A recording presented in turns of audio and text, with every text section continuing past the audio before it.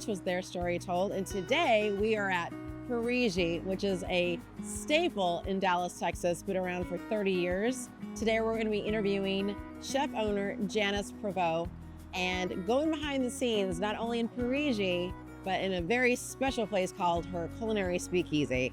We're going across the street. Come join me.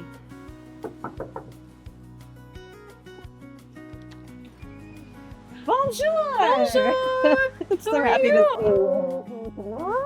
Good. Thank you for having us. It's an absolute pleasure. I cannot wait to see behind the scenes of what goes on in between Janice's world. Well, we can do that. Do you know the password? Bon appetit. Bon appetit. Bon appetit. Come in this way. I'm going to show you the salad we're working on. So in like their story told manner, we like to go behind the scenes. And we are in a very special behind the scenes area of Parigi and Janice and her culinary magic. Explain a little bit of where we are right now. So we're in something that I do not typically tell people about, the Culinary Speakeasy, which serves a couple of purposes. It's our office. It's also my little Parisian apartment that I can't seem to have actually in Paris. So I've kind of pretended that here. And then we do private dinner parties, but we don't advertise it. We don't talk about it. It's just kind of like if you know, then you know. And if it comes up in conversation and it's organic, then that's kind of how it happens. So it's a fun little place where we can test out some recipes. We can play with things to see if they're going to be taken to the menu. We have a lot of space, whereas at the restaurant, as you see, we don't have a ton of space. So we can spread out here, play with things, and come up with some fun creations that go to the menu. Well, what's in front of us is so beautiful, and I know it's not even finished. Tell us a little bit about what we have. So we are April 20th today, so we're full spring. Yep. And strawberry season is upon us. We change our burrata salad to the season. Okay. And so this is the spring version of it. And kind of like with a lot of our dishes, they come together by things that we've tasted from other folks or things that we want to incorporate, things that are seasonal, obviously. And the way that this one came together was I tasted a pickled strawberry from Tiffany Dairy. Was a chef with me at a dinner we did at Fearing's for Jacques Pepin's 90th birthday. Wow. And she had these pickled strawberries on there. I was like, man, please have this recipe. And so she gave it to me. And so that was really how this dish kind of started. It was the starting point for it. Then we've got a strawberry rhubarb on the base, which is a jam that we make in-house. Andrew makes that. And then tarragon oil, obviously the burrata. And then you want to dress it and make it? Yeah, show me what to do. Absolutely. We're going to then just take some arugula and just... Okay. One of the things I like to do is not make it look too placed, but kind of let it fall where it may, because that's just kind of the way it works, right? And then we've got the pickled strawberries. Oh, great. They're not random colored strawberries. They are just pickled. So it's the tartness that they provide, and then it's the sweetness and the richness. So these are chamomile, and to me, that's what they remind me of when once you put them on the salad and kind of finish the dish. But my mom had Anywhere? Yeah, well, it's your canvas now. All right. Oh my gosh, that's beautiful. That's Yes. Oh, I love this. Are there foods that you grew up cooking or, family that you still cook today that are favorites of yours? My mom was not a great cook. Okay. She was an okay cook, but I'm an old German family from Houston, so there was lots of smokehouses, but I did grow up on a farm, and I had ducks, geese, chickens, bees. So, when she would go out and collect the honey, and we had this giant extractor thing that would, with the centrifugal force, and it would go around, and the honey would go out of the frames. Then you would strain it out and put it into jars and everything. So, oh my gosh, what a great way to grow up. It was fun, but she wasn't a great cook. Like I said, she was not a tremendous cook, but I remember Hawaiian night, and that was like Ritz crackers and cheese. I don't know where that comes into being Hawaiian, but and pineapples. That was Hawaiian night. But there's a couple of things that are food memories that really take me back to where I think I really understood that the food that was prepared, and that it really was not, just a well-cooked piece of meat. And I don't mean well cooked, I mean well done. Yes, you know what I mean? right. I remember a boyfriend of mine, this is a recipe I still use to this day. His mom had taught him how to make a marinade, and it's simple. It's soy sauce, wine, and olive oil, and tons of garlic, and you marinate it. And I still use that marinade today when I roll chicken sometimes, and it's just delicious. Takes you back to, yeah. And then what I also saw that I think is indicative of today, why I do what I do, was the respect, love, the admiration that my boyfriend at the time had for his mother. And I was like, that's her way of communicating love. And it was just kind of a way for feeding and nurturing is what food does. Absolutely. So from that, I mean, where did the love of a beautiful plate come from? Was it later in life for you, or was it you kind of always had that back? Well, in college, I was always the one that would want to have friends over, and I would be the one that would cook when I just like to cook, and I like to entertain, and again, I like to have people around, and I like to try new recipes, and my technique certainly was not developed. That was through working at the restaurant and through culinary school as well. I love what I do, and I've always kind of had some sort of a love for entertaining, cooking, and that kind of thing. So this test kitchen, if you will call it that, your culinary speakeasy, in addition to having private events here, but you collaborate with other chefs here within the city. Yeah. Tell me a little bit about that. Well, the way that the name Culinary Speakeasy came to be was because we had donated a dinner for Meat Fight, which is a fundraiser for multiple sclerosis.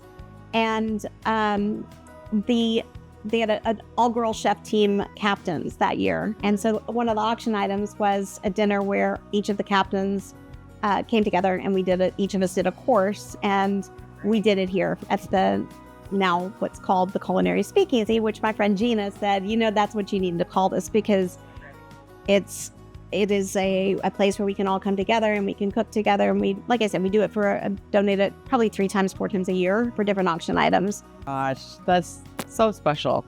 Yes, I love that you are so detail oriented, and that the aesthetics are so important to you. And because we have so many, especially in Dallas, so many restaurants that don't prioritize those things, but they'll charge a boatload for them, And so I would much rather pay for it because I know I'm getting something beautiful as well. Like you said, you do eat with your eyes, and aesthetically beautiful as well as it tastes incredible. So it's worth every penny. I think that's partially what I love about France is there is a detail-oriented nature to everything that they do. There's beauty, there's the architecture, there's the decor, the way that the attention to it all. So let's go over to the salon, and I can show you what I mean by that, and we can talk some more. Well, welcome to the salon. Merci. This is so beautiful. Where did your love of France and Paris come and when, and your influences? I never had been there. I'd never been to Europe. I'd been to Mexico. I'd been to the Bahamas. But I was raised in southern United States in Texas. Grew up in Houston. So my travel was limited. And then had an opportunity. It was actually my husband's and my 5th year wedding anniversary, and we did this big trip. Neiman Marcus planned it. It was exciting. We started in Italy and we ended in France, and it was just magical. And when I hit Paris, though, I was just like, what is this, Yeah. And we had been to Lyon, we had been to the south of France, but there's just something magical about Paris. And I think anybody who goes there will say there's a reason that it is one of the most beloved cities there. And I think it's everything. It's as we've said, the attention to detail, but there's beauty everywhere. And attention to detail that really is, you see it down to the streets. I mean, the cobblestones, that's not even talking about the food, which is obviously gorgeous. You go in through any of the shops, they're very strict on they don't vary. There are no trends there. I mean, if you really think about it, True. there's tradition, and you stick to tradition. I had a really unique opportunity to go to the Loire Valley and to a town called Le Mans. And Henry, who makes our ice cream at the restaurant, he invited me to go along with 16 of his other friends. And he said, if you will come and make one grand dinner for us, you can bring a sous chef, you can come and just join everything else that we do. Just we want one grand dinner. And we did. So we were at Timothy Corrigan's private home at the time. It was his private residence, well, one of them, but Chateau Grand Lucé, or Chateau Grand Luce, I'm not sure how you say it actually. And we had full run of it though. I mean, it was before he's since has sold it and now it's a hotel. But that trip was magical, and it really, it influenced me. I mean, travel does that. Anywhere you go, you pick something up. The other thing is that Parigi, we're talking about this space, but also Parigi is, I can't live in Paris and have a restaurant. So the closest thing I can have is a Parisian-ish restaurant in Dallas, Texas. And so the idea behind it is that it creates that neighborhood vibe that I feel like you find in the different arrondissements that you go to in Paris. There's, that's the place where the people that live in those neighborhoods go frequent. Right. And that's how our place is. It's just, we have so many people that have been coming there forever, and now we're 3 generations deep. So it's now their grandchildren that are coming there. And the idea behind it is to always make it feel like when you come in, you're welcomed, we know what you would like. We know where you like to sit. We know your preferences. Every time I walk in, I feel just that, I feel like I don't know. I feel like it's just very comforting, and I know that the food is going to be consistent because it is every single time. I know I'm going to have a great meal. So, I mean, it never disappoints. With regard to what you said about the restaurant, I mean, I can't be there 24/7, or I can't be there. We're not open 24/7, but I can't be there all the time. But what I'm really very fortunate is the staff and the team that I have. Yes. This is not my restaurant. This is our restaurant. And then it's the community's restaurant. And I treat it that way. I really do. Here we are in, with Dallas, Texas being the big city that it is, and we're getting more and more restaurants coming in all the time. The competition has got to be so tough. My point is that these restaurants come and go, and Parigi and Janice is still here, and there's a reason for it. And people want that. They want to walk in and feel comfortable. They want to walk in and see your face or see your staff's face, and they recognize who they are. Right. So it's just, especially in today's environment, you don't get that loyalty anymore. You don't get that stability anymore. The consistency of the food, it's very rare. So the question, somebody coming through culinary school, up and coming, very eager, want to be chef, maybe chef owner as well. What would your piece of advice be to them? So I would say hands-on experience, huge. To somebody that is coming into it, to get that experience wherever you can. And to also, just have fun with it, but take it serious and be dependable, be responsible, be the person that if you could treat it as if you owned it, maybe someday you will. And that's really what happened with me. I treated it with the respect that the restaurant was due, and learn as much as you can about the business. It's a whole lot of hard work. The last Sunday, for example, I was so looking forward to having an actual day off, and the power went out. It was storming.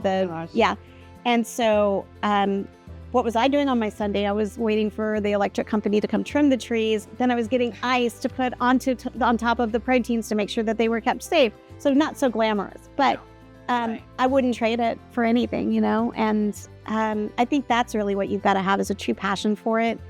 People want to do the things that are so like out of the box. Yes. Because they want the spotlight or the whatever. Okay, that doesn't have longevity, and I go back to that word longevity, and the staying power are the things that you've got to think about as a person that owns the business, is the business decisions as well. So if somebody is coming back because they crave something and you've taken it off of the menu, then because you want to replace it with something that's just shock or whatever, that's not going to give you the longevity. The secret to this is really that simple, is to create craveability, place where people want to come back frequently, and they do. And that's what Parigi, that's what we always try to do, from the embodiment of the hospitality to the menu to the way that we present the food, all of it. So being in this business for so long and having so many experiences day in and day out. And as a business owner, I mean, it is not easy, as you're saying, from a financial standpoint to just a mental standpoint. And you've been doing it for so long. You know, what is your why? What is the reason behind, you know, why Janice has Parigi? From the beginning to when you wanted to, you know, buy it, coming out of culinary school to up till now, 30 years later. I think I've mentioned the family aspect of it.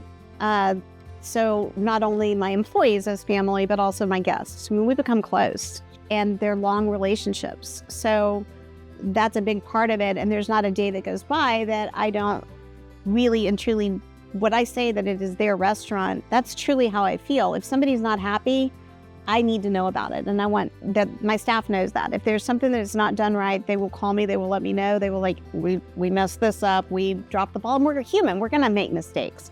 But it's how you handle that mistake that really makes the difference. So if somehow a reservation, for example, didn't get put down and it's somebody, I don't care if it is somebody that I know or if it's somebody that I don't know. I mean, I care greatly about that because that is now not feeling hospitable to them. Sure. So I think having that true heartfelt and genuine hospitality-minded thought process is why I do it and why I started doing it and why I continue to do it. Because I genuinely love having people at my home, and Parigi is my home.